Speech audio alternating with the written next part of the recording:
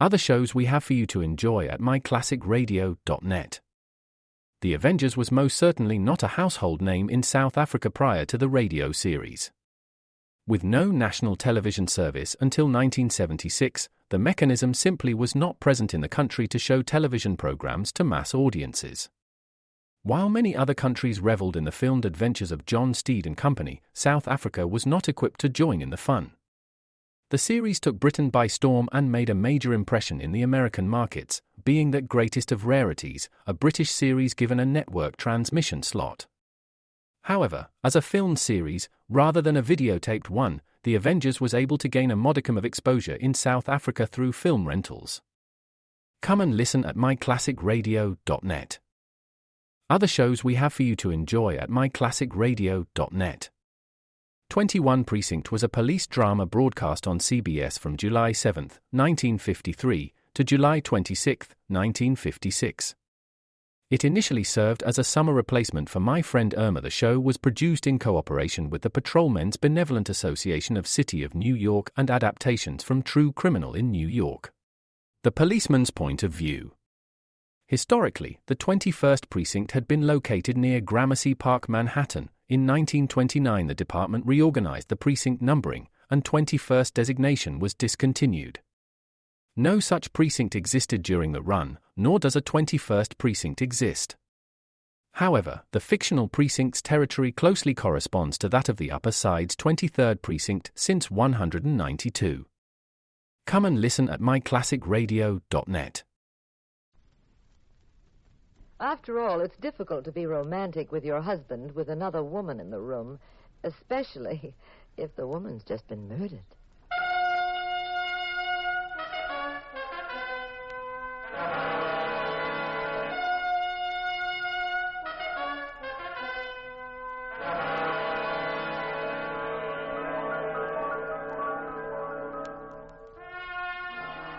The National Broadcasting Company presents The Adventures of the Abbotts, starring Claudia Morgan and Les Damon as Jean and Pat Abbott, those popular characters of detective fiction created by Francis Crane.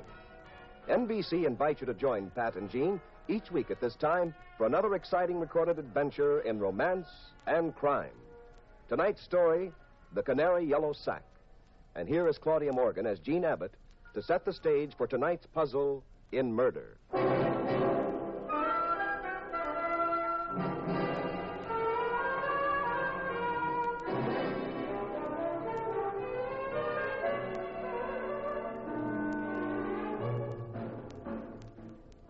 I'd gone to Pat's office to call for him and take him home. Pat's a very successful private detective in San Francisco, and you'd think you'd find him with secretaries, talking long distance, consulting perhaps with some brilliant criminologist. But when I came in... Hello, darling. Pat Abbott, it's hardly becoming to an outstanding detective to be found at his desk reading a nursery book. Mm-hmm. What is it, Pat? Hansel and Gretel. I bought it for a birthday present. For my nephew, Donald. Remember him? Oh, well, that's different. He's such a cute kid. Yes, he's very cute, but that'll do, dear. Put the book away. You're going to solve a mystery for me. What's the problem? It's about this newspaper clipping. I took it out of the bulletin's classified section. Go on, read it. For sale, old chromo, picture of Zachary Taylor. Well, of all the silly... Go on. Chromo, picture of Zachary Taylor. Price, $12.30, right box 27. Well, what about it? I sent them a check for $12.30, Pat. You actually want a second-hand chromo of Zachary Taylor? I most certainly do. For your information, my great-grandfather was related to Zachary Taylor. Well, do tell. Imagine being married to a celebrity all this time and not knowing it. Did you get the chromo? No, I got the check back. With a note saying they were very sorry the chromo had been sold. Oh, bad luck. So what? Well, I thought that's all it was, too, but... Look, here's another clipping. Advertising the same thing. I saw it in an out-of-town paper just this morning. Read it, dear. For sale, old chromo of Zachary Taylor, second-hand. Price, $11.15. Now, you see, Pat? This ad offering the same chromo at a cheaper price just appeared today. Now, why in the world did they turn me down last week and then offer the same chromo in another paper for less money? I don't know, dear. Besides, I am not interested. Pat, it just doesn't make sense. Are you a detective or aren't you? Well, what do you think? I think a Smirnoff vodka at Leo's would be perfect. Yes, come in. Mr. Abbott? Yes? My name is Stewart. Mrs. Tom Stewart. I need your help, Mr. Abbott. Well, go ahead. What's wrong? Well, it's confidential. Oh, that's all right. This is my wife. We often work together on a case. Well, it's about my husband. Mm-hmm. He's disappeared. Disappeared?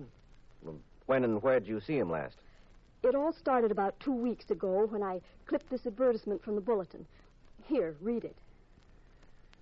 For sale. Old chromo picture of Henry Clay, second-hand. Oh, Pat, it's the same. Wait a minute. Price, $17.20. Box 89. Well, if that isn't the most amazing coincidence... Mrs. Stewart, what happened after you saw this ad? Well, I'm very interested in American history, so I thought I'd buy it. I sent a check to Box 89, and then I never heard from them. I wrote again, and finally, the day before yesterday, I sent my husband down to the newspaper office. I told him to get the address of these people and ask them what they'd done about my check. And did he find them? Well, I don't know. Tom went down to the newspaper office, and he never came back. I tried to find him. I called every place he might have gone. His office, his friends. Well, have you reported this to the Missing Persons Bureau? Yes, but, they're so casual about these things, and I wanted someone who'd take a personal interest in the case. Someone who wouldn't lose a minute. Someone yes, who... Mrs. Stewart, what does your husband look like? Well, he's tall. How tall? Oh, 5'8". Well, that's not very tall. Well, maybe he's 5'9" or 10. I don't know exactly. He weighs about 150 pounds. What color hair has he? Brown. He had brown eyes, and, he was very thin. Thin? 5'8", weighing 150? Well, I call him thin. He looks sort of... Pat! She's been shot. What'll I do? You look after her, Jean. Those shots came from out in the hall. Pat, what... Stay with that woman. Oh, here, Mrs. Stewart. Let me help you. We'll get a doctor. Mrs. Stewart. Mrs. Stewart! Oh, Mrs. Stewart! Well, they got away, Jean. How's Mrs. Stewart? Pat, I think she's dead. What? Here, let me see. You're right. Oh, Pat, it's awful. Give me that phone. You see, I told you there was something weird about those ads. Headquarters? Lieutenant Daniels, please. Oh, what do you think they mean? Could be a code. A code? For what? 1 second, darling. Daniels, this is Pat Abbott. Look, you better come over to my place. Fast. The woman has been shot. Yeah, she's dead. Okay. Pat, what are the ads a code for? I don't know. Let's have a look at Mrs. Stewart. Well, here's her purse. What's in it? A coin bag, handkerchief, lipstick. There's a ticket. It's an airplane ticket. For the plane to Seattle. Tomorrow morning. Pat, will you look at these newspaper clippings? Yeah. Well, this one says, for sale. Old chromo, picture of Vice President Marshall, second-hand, price $21.20. Well, this one says, for sale, old chromo picture of Benedict Arnold, price $8.40. Pat, what do they mean? Well, let's see. In the first place, nobody on Earth, except you, darling, would actually want a second-hand chromo of any of these fellows. They're advertising something absolutely useless. Something they probably haven't even got. Oh, well, that's silly, dear. Well, then why advertise at all? Now, these numbers, the prices, what could they mean? 8:40, 12:30, 11:15. Pat, that could mean time, not money. Except for the fact that there's no such time as 17:20. Wait a minute. Could be military time, couldn't it? Oh? That's numbered from 1 to 24. 17:20 would be 20 minutes after 5 p.m. Golly, that's right. What about the names? Well, let's go a step further. If you're telling someone time, what else might you tell them? Place. That's right. Sure, you see. Taylor, Stanton, Marshall. Those could be the names of streets and avenues. Well, suppose it's true. Where do we go from here?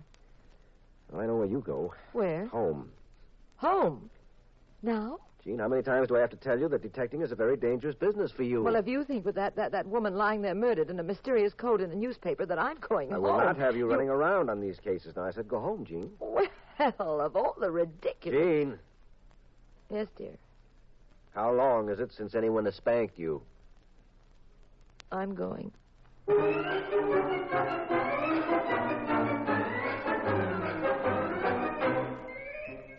I marched very reluctantly out of Pat's office. After I'd been gone about 5 minutes, Lieutenant Daniels arrived. He looked over the scene and examined Mrs. Stewart. Then he questioned Pat. Pat, I've known you long enough to be very sure you're not mixed up in this, but just the same, I'll have to ask a few questions. All right, go ahead. Now, you never saw this Mrs. Stewart until she came to your office today? That's right. Did she indicate why she picked you to help her?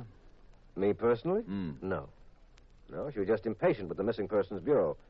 Thought a private detective could move faster. What did she expect, miracles? Then you say that she told you about her husband disappearing. Yes, He disappeared after he went to inquire about a little ad in the newspaper. that's right. All right, come on, Pat. What's the gimmick? I don't pull gimmicks with you, Daniels. I never have. I've told you everything I know. That would be a novelty. You know, Pat Abbott, I have a lot of respect for you. You do a darn good job. The trouble is you don't always bring the police in on everything that you're doing. Now, this time, suppose we don't play any games, hmm? I'm not playing games. You run a check yet on Mrs. Stewart? Yeah. One of the boys just called me from headquarters. No police record of her. Mm-hmm. Pat, you're stalling. You've noticed something that you're not telling me. What did she say about her husband? Just gave me a description of him. Height? 5'8". Uh-huh. Uh-huh. Mm-hmm. All right, that she said 5'9" or 5'10". Confound it, Pat. If you don't cut the clowning. She said he was very thin. Weighed 150 pounds. 5'8", weighed 150, and was thin? Yes. Well, aren't you mother's little helper? What was his first name? What was his occupation? She didn't say. Now, that's interesting. A woman you never saw before comes in, says her husband is 5'8", 9, or 10, or maybe he's tall enough to be a basketball player. He's short and heavy, or maybe he's thin, and she didn't even tell you his name. Then somebody strolling by who had nothing else to do came along and shot her. Then you ran out in the hall instantly, but you didn't see them. And all of this is because there's a little ad in the paper selling old chromos of dead presidents that aren't worth a plug nickel. Now, this hasn't been a very pleasant day anyway. My wife burnt the toast this morning. I missed the bus, and... Maybe I just ought to go home and lie down until tomorrow, huh, Pat? Maybe tomorrow will be my good news day, hmm? I'm sorry, Lieutenant. I've told you all I know. Excuse me. Pat Abbott, Yes? I'm calling to give you a little advice. Who is this? We'll skip that. What I wanted to tell you was very simple. It's just this. Mind your own business, Abbott. Don't tell that cop anything. Look, if you think you... Hold on, Abbott. There's someone here who wants to talk to you. Never mind. Get to the point. You better listen, Abbott. Pat, darling. Gene. Where are you? What is this? Oh, when I left your office, they were waiting for me in a car. They made me go with them, and I... See, Abbott? We figured you might go poking around where you weren't wanted, so we invited your wife for a ride. We're gonna hold her, too, till this case sort of cools off. Now listen, you Easy, rotten... Abbott. Easy. Just remember, you want your wife back, mind your own business. Keep your mouth shut. Hello? Hello? Hello? Who was that? Pat, I said, who was that? I haven't seen you this upset since I took $56 off you in that poker game last year. Now, who called? Little Bo Peep. Wants police help. She lost her sheep and can't find them. How would you like to get slapped with a charge of withholding information from the police? How would you like to get sued for false arrest and maybe get busted and end up pounding a late night beat on the Oakland Bridge? Good afternoon, Mr. Rabbit. Good afternoon, Lieutenant Daniels.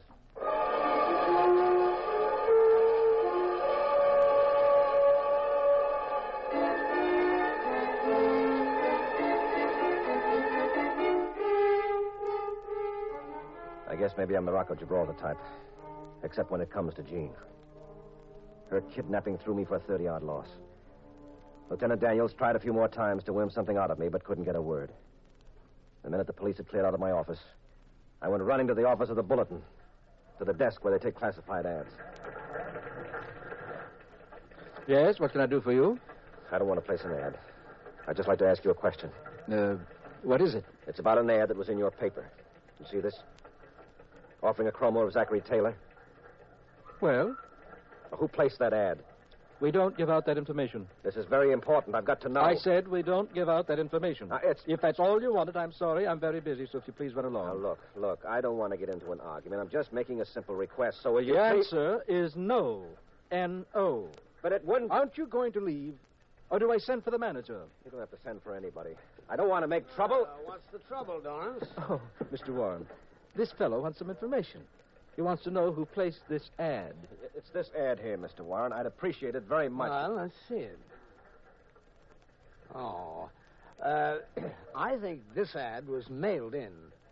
To find out who sent it, we'd have to go back through our files. It would take some time. I'll wait. Besides, this ad is over a week old. It'd mean a lot of checking back. I'm afraid we can't oblige you. Now, it isn't much of a favor. It's against our policy, too. It means a great, great deal to me. It's against our policy. All right, skip it. I'm sorry we can't be of more assistance. All right, Mr. Warren, all right. I said skip it.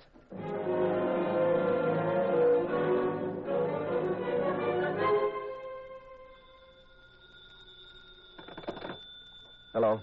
Finally got back to your office, Abbott. Now, listen, you let my Now, rifle... wait. You better be polite to me, Abbott. Jean's right here in the room with me and the boys.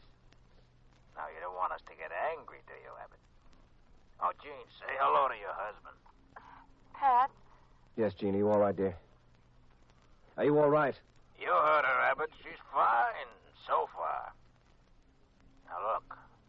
We called about your visit to the Bulletin office, Abbott. What? Aren't we smart, though? We know everything you do, don't we? You try to find out who put that ad in for the old chromo, huh? What about it? First you spoke to a man named Dorrance. Then you spoke to another jerk named Warren. They turned you down. Well? I told you to keep your nose out of this, Abbott. You're disappointing me. Now, I ain't gonna warn you again. This here wife of yours won't look so pretty if they have to drag her out of the river.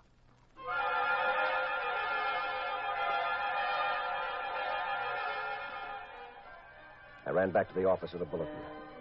This time I wasn't going to be stopped. At the classified ad desk, there was a crowd.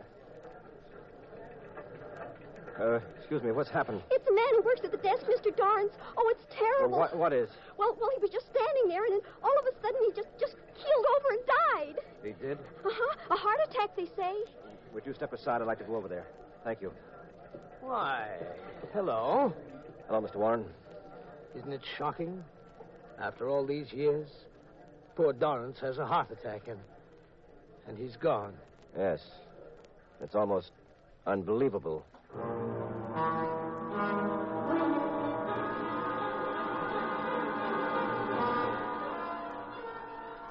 I left the office of the Bulletin and raced across town to the office of the Globe Dispatch. I had an idea. I wasn't sure it would work. But Jean's life was at stake, and any chance at all was worth taking. I went to the classified ad department of the Globe Dispatch, and... Now, here's what I want in the ad, please. For sale. Second-hand chromo of Aaron Burr. Price, $7.20.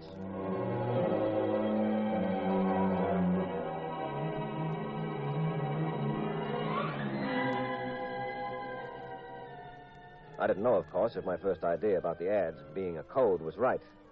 But there wasn't anything else I could do.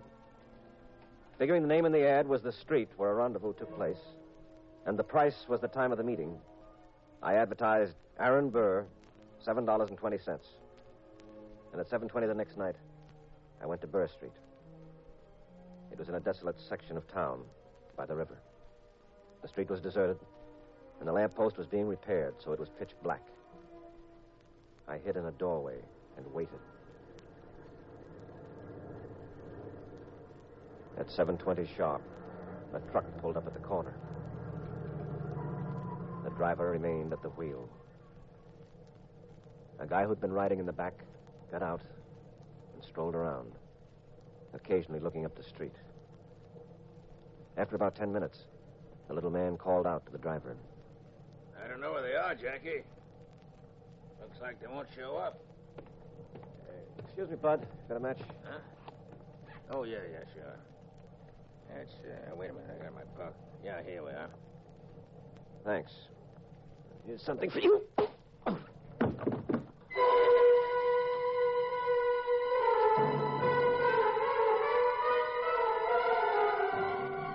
I knocked the little man out cold. Then I jumped onto the back of the truck. And imitating that hoarse voice as best I could. Better go on, Jackie. I'll ride in the back again. They ain't coming. The truck roared down Burr Street, switched off to the main highway, and tore along doing 70. In the back, I had a chance to look around. The truck was filled with barrels of capsules. Little plastic capsules, the kind used to make pills. I kept examining the boxes. Then I found a bag. It contained a white powder with a bitter taste. It wasn't dope, but I thought I knew what it was. In a few minutes, the truck turned and pulled up in front of a huge abandoned warehouse. I hopped off, ran around to the back of the warehouse. I pulled open the door, slowly. I saw a rickety stairway. I tiptoed up the stairs.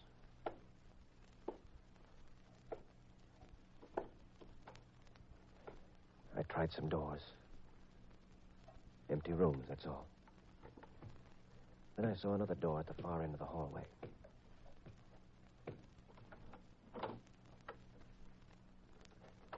Jean? Pat. Oh, darling, darling. Yes, you all right? Yes, I'm all right. They didn't hurt me. Pat, how'd you get here? Where are we? They blindfolded me until I got here. Now, shh. Don't talk now. I've got to get you out of here. I know the way back. I can come here with Daniels later. Now, wait. I'll see if anyone is outside. Do you see anyone? Yes. The driver of a truck I used to get here. We better shut this door. Is there another way out of this room? No, not even a window. It's a nice spot.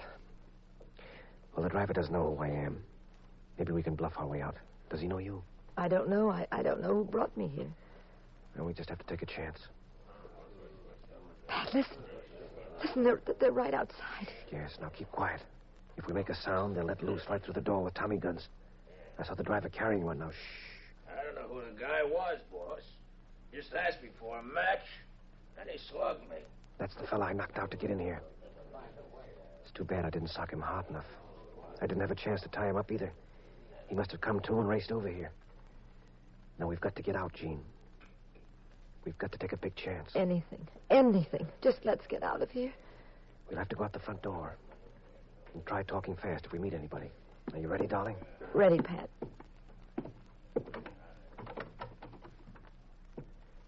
And so far, so good. Now, down the stairs.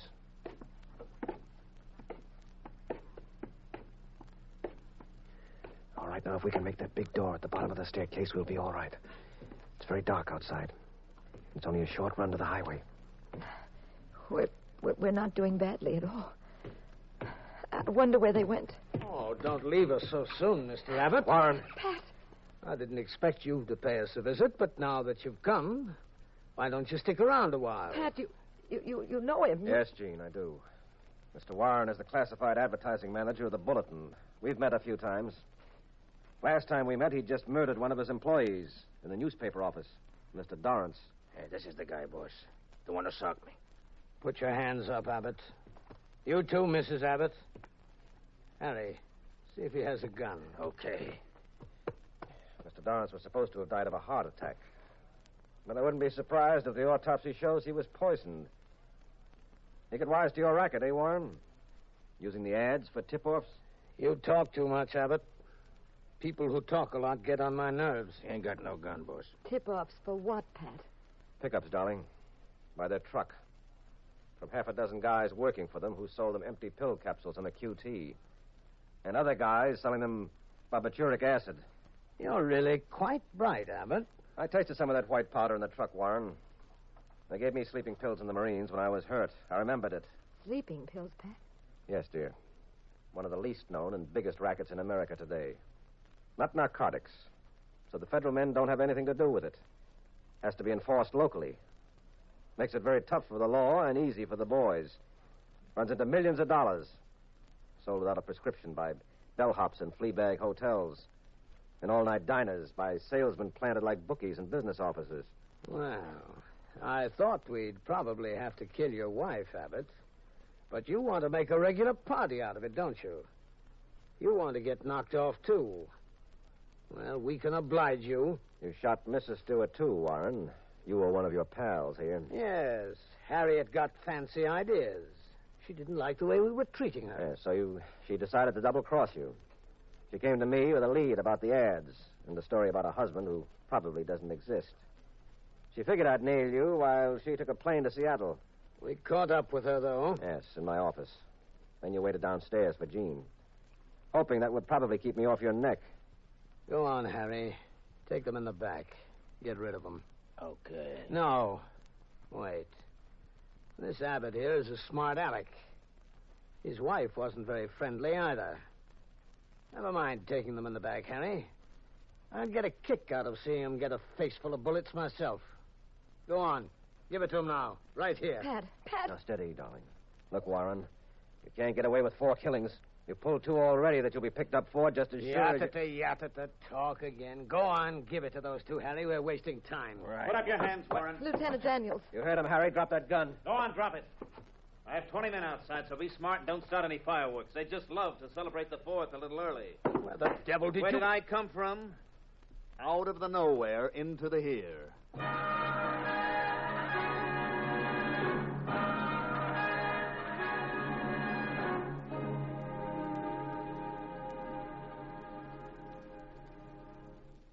Well, I wasn't sure the trick would work, Daniels. Well, it did.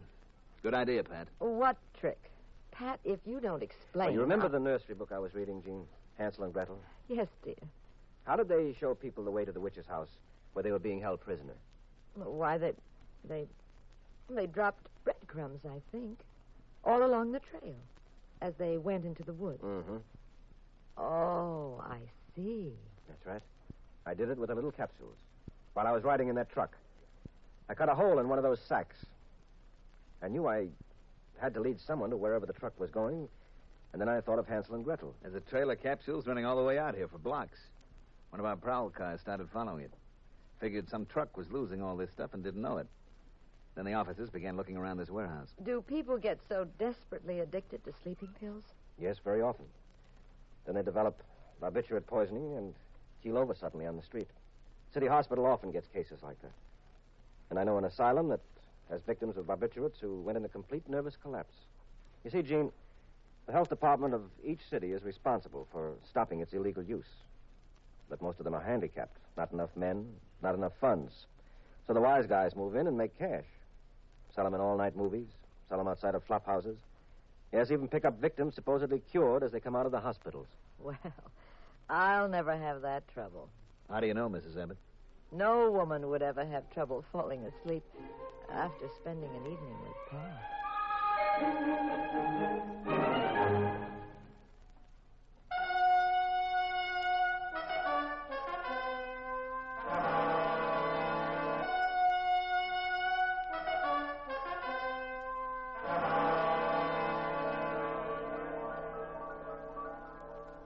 The National Broadcasting Company has presented The Adventures of the Abbotts, starring Claudia Morgan and Les Damon as those popular personalities of detective fiction, Pat and Jean Abbott, created by Francis Crane.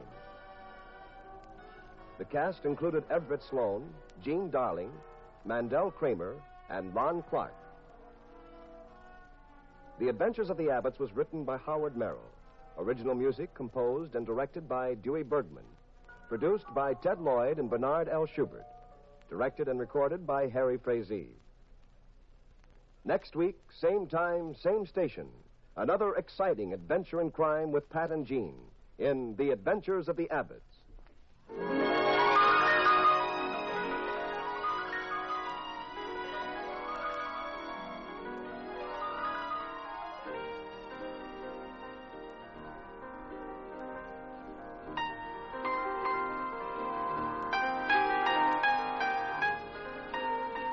This is the United States Armed Forces Radio and Television Service.